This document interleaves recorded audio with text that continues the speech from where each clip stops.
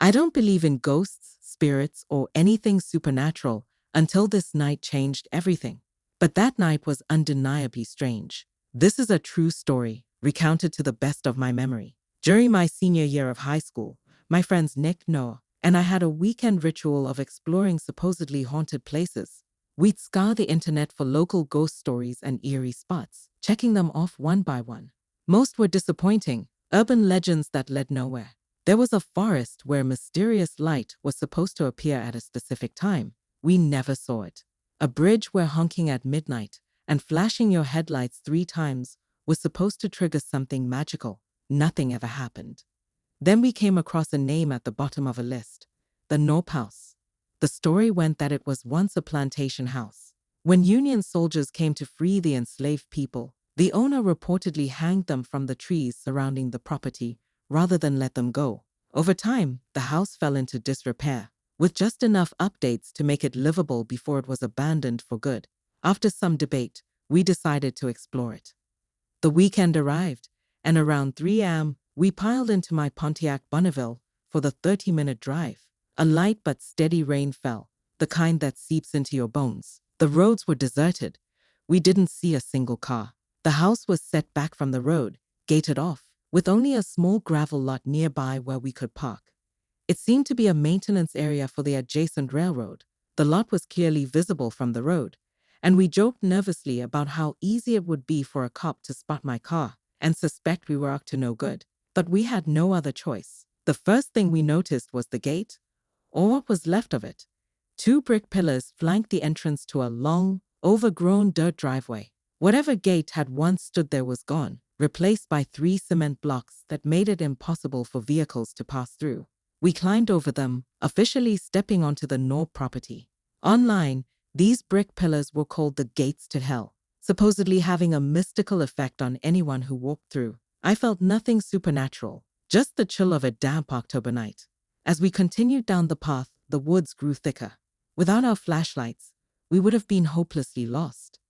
The trail was barely visible, and we kept stumbling, losing our footing in the mud. After what felt like hours of navigating through the trees, we reached a shallow creek. I crossed easily, grateful for my waterproof boots, but no, wearing slides of all things, cursed under his breath as he waded through. Just as we began doubting whether we were on the right path, I shined my flashlight ahead, and there it was. A massive white wall loomed out of the darkness, so sudden and imposing that my heart skipped a beat. The house seemed to have materialized from nowhere, its decrepit form nearly swallowed by overgrowth. The roof had partially collapsed, scattering debris across the yard, and part of the basement wall had caved in, exposing its interior. A rusty air vent dangled precariously from the basement ceiling, creaking in the wind. We approached cautiously, circling around in search of the front door, or where it used to be. The property was so overgrown that it felt like trekking through a jungle, vines and thorns snagging our clothes. Then we heard it, a faint shuffling sound ahead of us. We froze, exchanging uneasy glances. It was the kind of noise that makes the hairs on the back of your neck stand up, as if something, or someone, was stirring in the exposed basement. My first thought was that a homeless person might have taken shelter there, and we were about to trespass on their territory. Alternatively, it could be a wild animal. "Back up," I whispered, motioning for Nick and Noel to retreat. We moved back a few feet and stood still, straining our ears. The shuffling grew louder. The wind had died completely, yet the noise continued. "Is that a person or an animal?" I called softly into the darkness, gripping my pocket knife tightly. In retrospect, it was a silly question. What did I expect, an animal to answer me? Still, the tension was palpable, and I wasn't taking any chances. I edged forward, knife at the ready, the shuffling intensifying with each step. One step closer, another, and then I saw it, the creature responsible for all the noise. An armadillo. We all exhaled, the tension evaporating as quickly as it had built. I pocketed my knife, feeling both relieved and a bit foolish. We watched the little guy minding his own business and decided to leave him be, opting not to explore the basement. Continuing around the house, we finally reached the front entrance, or where the door had once been. Inside, the house was even worse than we'd imagined. The floors were littered with shattered glass. the walls battered as if someone had attacked them with a sledgehammer. Graffiti covered the remaining walls, some of it surprisingly artistic, some just messy tags. The layout was straightforward: 4 rooms on the bottom floor, 4 on the top. The 4th room on the ground level was completely caved in. The floor had collapsed, creating a hole that led straight down into the basement.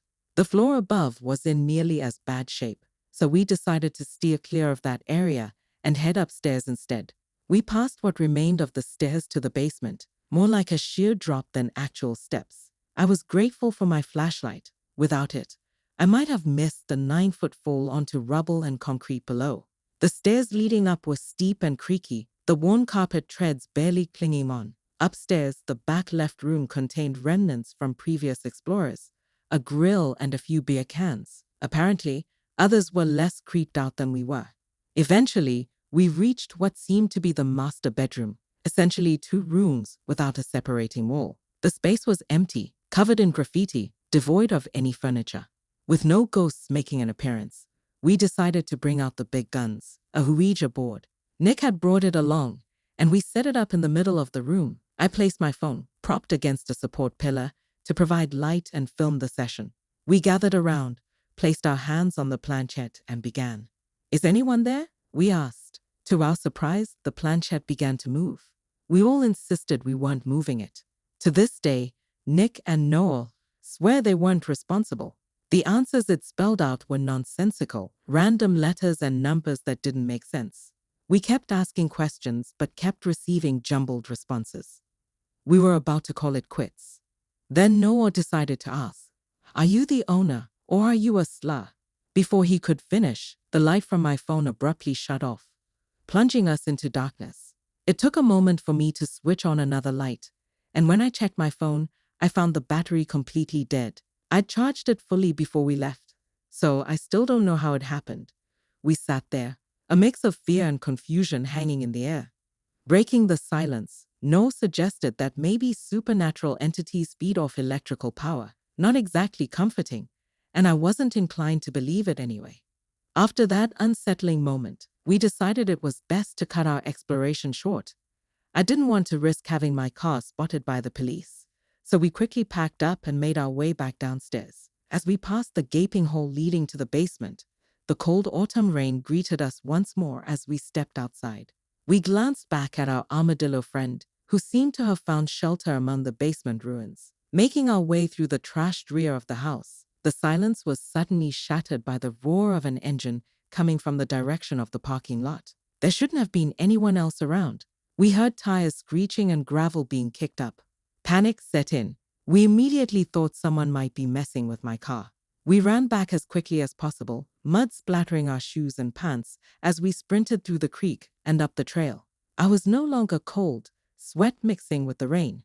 Reaching the gravel lot, we jumped over the concrete blocks at the so-called gate to hell and arrived at my car. We stopped.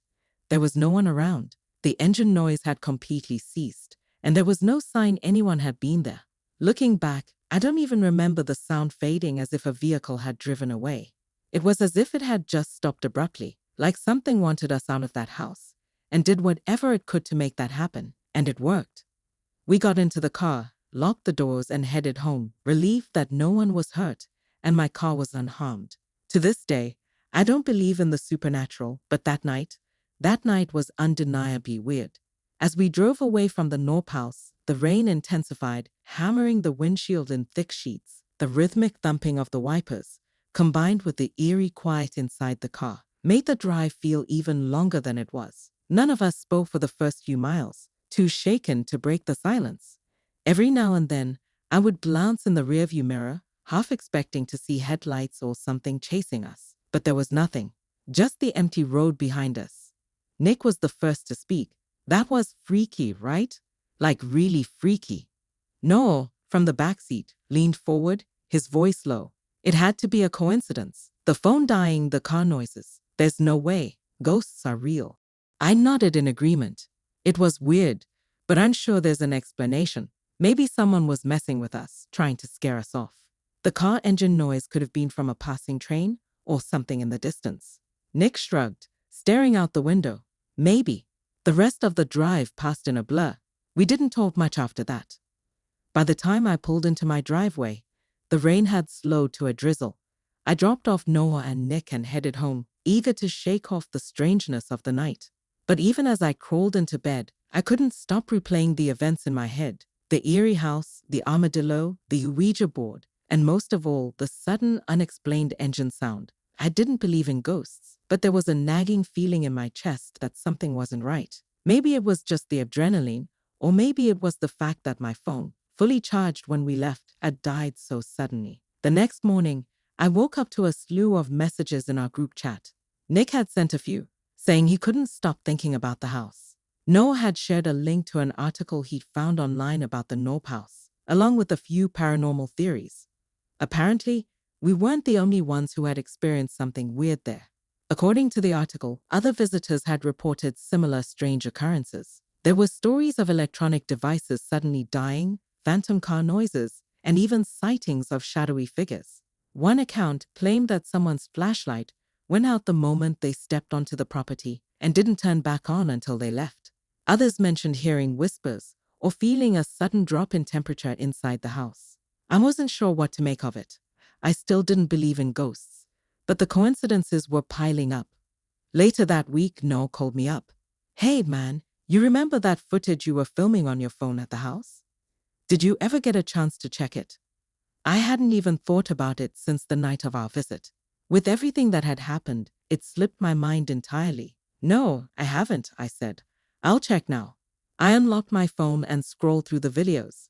There it was, the last recording from that night, right before the phone had mysteriously died. I hit play, expecting to see the three of us huddled around the Ouija board, the planchette sliding around in random patterns. The screen showed exactly that at first. Us sitting on the floor of the master bedroom, Nick's flashlight casting shadows on the graffiti-covered walls. But then, just before Noah asked his unfinished question, something strange happened. The footage flickered for a split second, almost as if there had been interference, and then the screen went black. I felt a chill run down my spine. I tried replaying the video several times, thinking maybe it was a glitch, but every time it cut out in the exact same spot. The footage wasn't there. "What happened?" Noah asked, his voice a little tense on the other end of the line. It just cuts off, right before you asked that question." Noah was quiet for a moment. "That's weird, man, really weird." I couldn't argue with him. It was weird. The footage shouldn't have cut off, and my phone shouldn't have died so suddenly. But it did, and I had no explanation for it. After that call, the Knorpp House became a sort of inside joke between the three of us. We'd laugh it off, teasing each other about how we'd almost been haunted. But deep down, I knew none of us really had an answer for what happened that night. Over the next few weeks, I found myself randomly thinking about it. Sometimes, I'd wake up in the middle of the night, certain I'd heard something, footsteps in the hallway, or the faint sound of a car engine starting. Of course, there was nothing there, and I'd brush it off as my imagination. But the unease lingered. I haven't been back to the Knorpp House since. None of us have. We still talk about it sometimes in passing, whenever the topic of ghost stories comes up. We joke about how we almost summoned something that night with the Ouija board, but the truth is, none of us really know what happened. Maybe it was just coincidence. Maybe it was nothing at all. But still, I can't shake the feeling that there's something more to it. Something we can't quite explain. And that's what really makes it creepy. What do you think?